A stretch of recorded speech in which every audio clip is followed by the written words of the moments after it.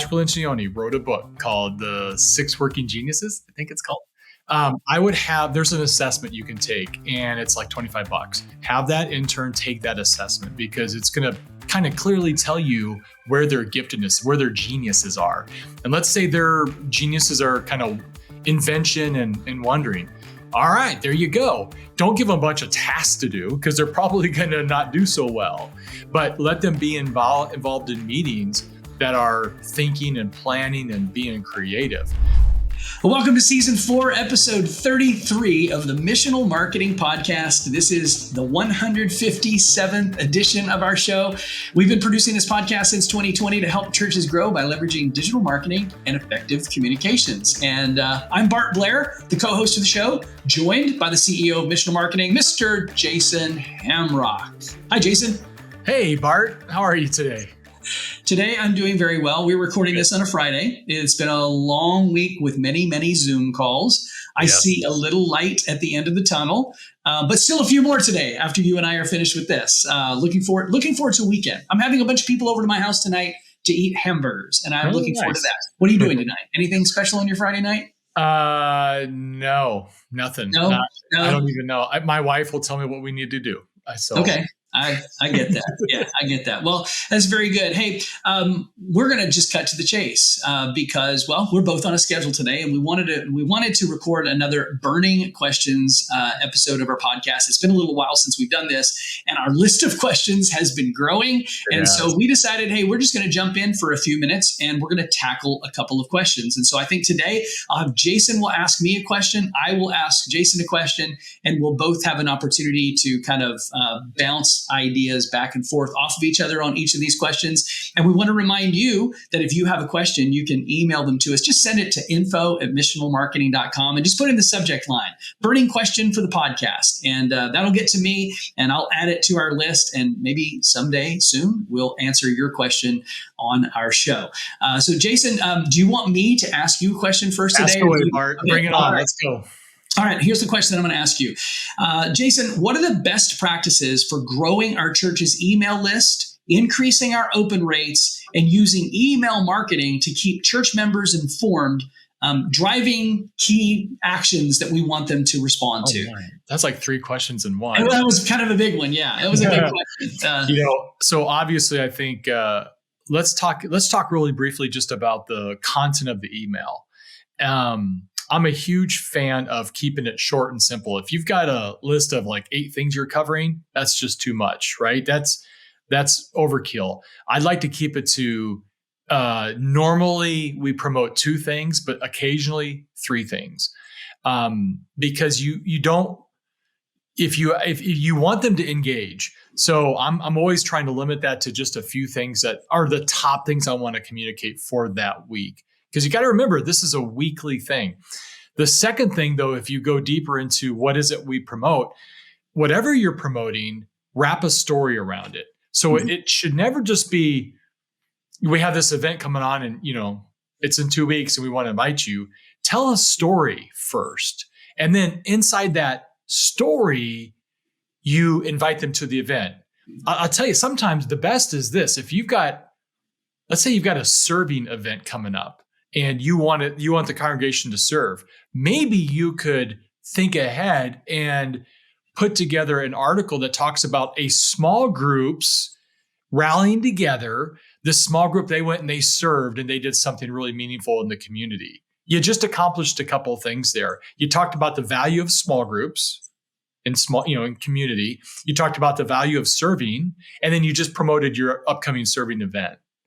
So you got to think a little deeper about, don't just promote something to check it off the list, but think about what can we do to tell a story and really motivate people, because that's going to help your engagement of the email. So your engagement rate will go up. I have seen this happen.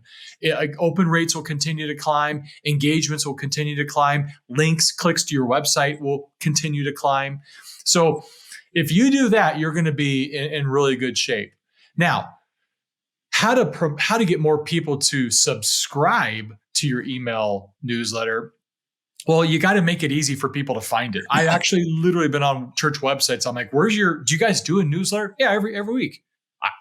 I can't even find it anywhere. It's not even, put it in the footer. Don't just put it on the homepage, put it in the footer, like subscribe, make it real easy. Just your email. Don't ask for a bunch of information. Make sure you communicate that throughout the, in church services and inside the service itself. Maybe you've got an app. So they've got the app, but you could promote, sign up for our e-newsletter because you're going to get great information weekly. So there's just different ways, if you have a starting kiosk in your lobby, right? And they walk up and they fill something out, have them subscribe to the newsletter because that's where they're going to get all the details of what's going on inside the church. So there's some ideas right there. Yeah, let me blast a few. I'm going to kind of work from where you ended and work backwards to where you started. Creative ways. Print little business cards with a QR code on them that pops up a little register for our email list. Big thing about getting people to sign up for your email list is that you need to have something that you're offering to them that they perceive has value to it, right? So I'm not just going to get on your email list just for the sake of getting on your email list, but if you're sending something to me that has some value, I think that's super important. I love stories of impact, stories of life change. I love recaps of sermons. I love content in the newsletter that points back to expanded content on the website. So you mentioned, a serving event with small groups, and there was the third other component in your little explanation there. I can't remember what it was. Well, the actual event. The actual event itself. So, you should have a small groups page on your website. You should have a page for events and serving and things that you're doing. And you should be linking back to your website to drive more traffic back to your website for people who really want to learn more about those things. So there's some creative things that you can do there. Again, adding content to your website that people see as valuable, and then offering to send them more comparable content that is valuable by signing up for a newsletter. The newsletter needs to be not just a digital bulletin. And I think that's the point that you're trying to make. Now, winding back to some more technical things, one of the reasons that churches see open rates drop is clearly because the content that we're sending is not perceived as valuable. Therefore, people don't open it. So for starters, you got to have content that's worth opening. But here's another thing that churches fail to do, and I think they're afraid of doing it. But from time to time, you need to purge your list. Meaning, you need to go back and if you're using MailChimp or Constant Contact or whatever you're looking at, go back and pull all the email addresses of people who have not opened your email list in the last year. Send a unique email to those people telling them that you're going to remove them from your list unless they reply telling you that they want to stay on the list. And if they don't reply, take them off the list. Now, guess what? By proxy of removing those people who have never really had an interest in your emails, your open rate just went up because you have now all these people who are no longer receiving the email, who never really cared about the email, no longer depleting your averages of average number of emails that get opened. So don't be afraid to purge the list. Last thing, I got Kim Tarleton was hitting on this. She's on our team on the church communications group, and she was hitting on this at one of our road shows recently. She said, don't bait and switch with your subject lines in your emails. Don't use a subject line that promises something that you don't deliver in the email. At the same time, don't use a subject line that says newsletter, Friday, May 10th, 2024. Be creative with your subject line to entice somebody to open the email, but make sure you back it up with good content in the email. Don't bait and switch. That's all I got to say about that. Love it. Love it. There you go. All right, let's move on. This question for you, Bart, comes from our friend Mariah. So thank you, Mariah, for sending this. Mariah in Wisconsin. All right. So she's asking, we're bringing on an intern, or they want to bring on an intern. Any advice on the best way to use an intern in the comms world? Wow, that's a really good question. I'll speak from the perspective of what an internship should be, okay? An internship should be an opportunity for someone to get a lot of exposure, intentional exposure on a lot of different things in ministry in a designated period of time. So maybe it's a 6-month internship or a 1-year internship, or maybe it's just a 1-month internship, whatever you want to do. the best way you serve an intern, and you need to think about this, that the intern is coming not to do a job, but to actually get exposure and get experience. The best way that you serve an intern is by crafting a plan or a strategy that gets them exposure to a variety of different things so that they can see where they've got natural aptitude, natural giftings, and perhaps a natural calling. And so if I was bringing an intern onto my church communications team, I would have them maybe shadow other people on my team. Maybe if I have a graphic designer, or if I have a web developer, or if I have a copywriter or a social media person, I want to make sure that they have an opportunity to shadow with each of those people on the team, get some hands-on experience in all of those different areas. There might be a few small administrative things that you can give that intern to own during the time that they're doing that internship.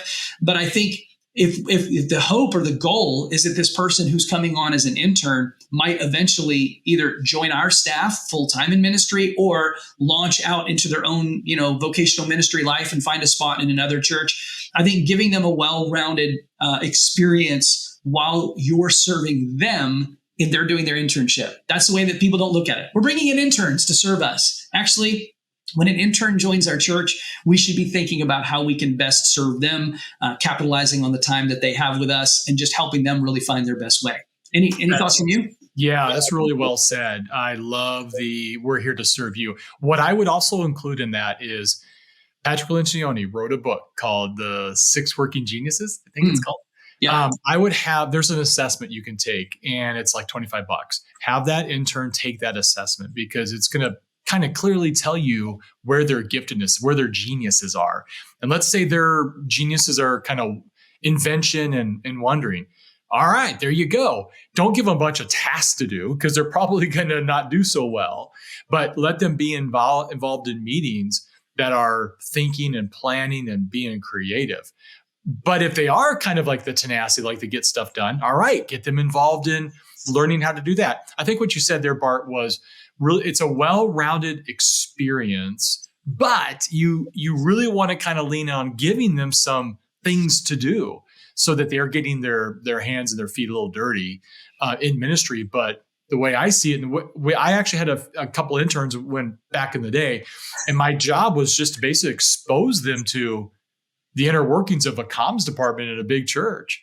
And, people like it or they love it or they hate it, but it helped them understand what if they wanted to get involved. Plus, I could see and go, yeah, that's somebody I want on my team versus thanks for serving. See you later. You get to know people without having to commit to them. So love the idea of interns. How you find interns, you can obviously look inside the congregation to see if anybody is interested in becoming an intern, a young adult, or go to a local university and open it up there. If it's even they get some credit hours for serving, that'd be awesome. People would love that. So I'd look at local universities or look within to actually find the interns. Yeah. I'm going to quote a friend of mine named Joel Trainer, who's a pastor in Ohio, and he'd say, make it a win for them. Think about it from that perspective. If you make it a win for them, it will ultimately be a win for you. Those are the only 2 questions that we're going to tackle today in this particular episode. But I do have one more question for you before we wrap things up. You've been working very closely with a church out in California called Eastside, and you were sharing in one of our meetings a week or 2 ago about some creative stuff that Eastside is doing with video content in social media. Could you just take a couple of minutes to share some of the stuff that you're doing with Eastside and what kind of successes that they're seeing in that?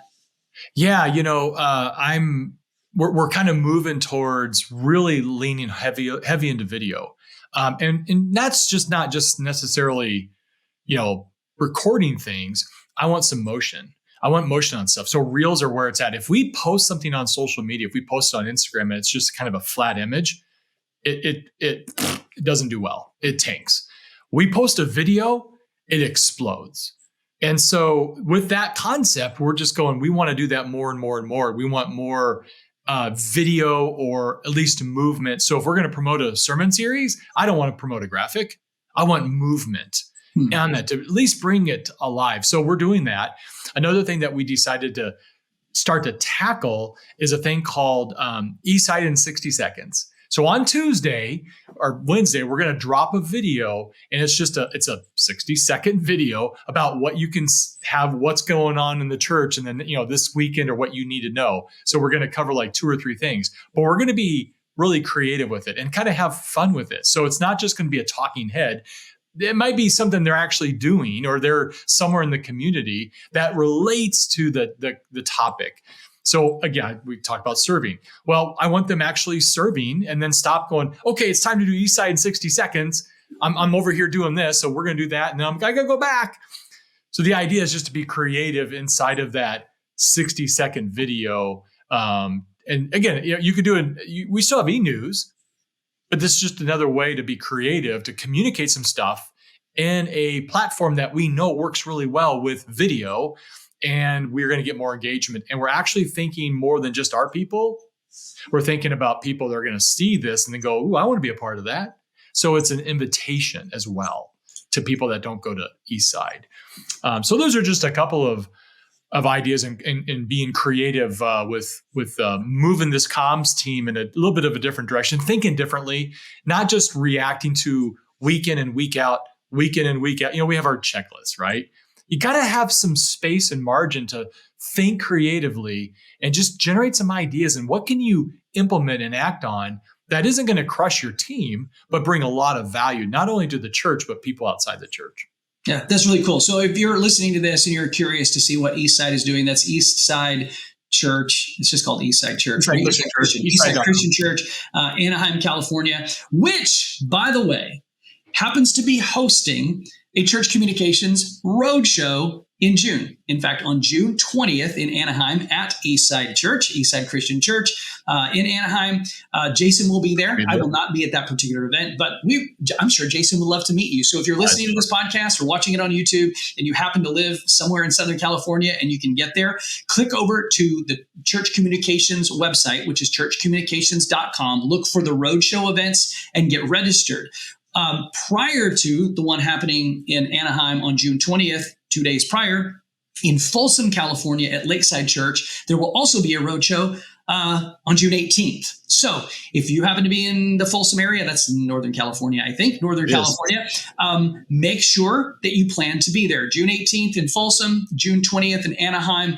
Click over to churchcommunications.com to get the details. And because you are a listener to the Missional Marketing Podcast, here's your discount code. You ready? Roadshow 49. All one word, all capital letters, Roadshow 49. I think that gets you like $30 off the registration. And I think, don't quote me on that. I don't know what the actual numbers. I remember paying attention what the registration cost is, but it gets you lunch and it gets you an intensive look from some leaders in church communications from 9 a.m. to 3 p.m. Every time we've done this over the course of the last 8-9 months, the feedback that we're getting from the churches that are there is amazing. And in fact, most of them, I think, they're looking forward to us coming back again. And so we would love for you to participate in one of those events. If you are in Northern California or Southern California, or if you want to fly to Southern California or Northern California, go ahead and do it. California is a good place to be. The weather in Southern California should be nice in June. And so, of course, it's nice in a lot of America. But anyway, just wanted to make sure that we plugged that. That's all we have this week for this week's episode. Hopefully this has been beneficial for you. If it has been, make sure that you leave us a rating and a review wherever you listen to your favorite podcasts. And if you haven't yet subscribed, make sure that you do that so that you don't miss any of our future episodes. Jason, thanks so much for hanging out with me today. Thanks, Bart. Glad to be here.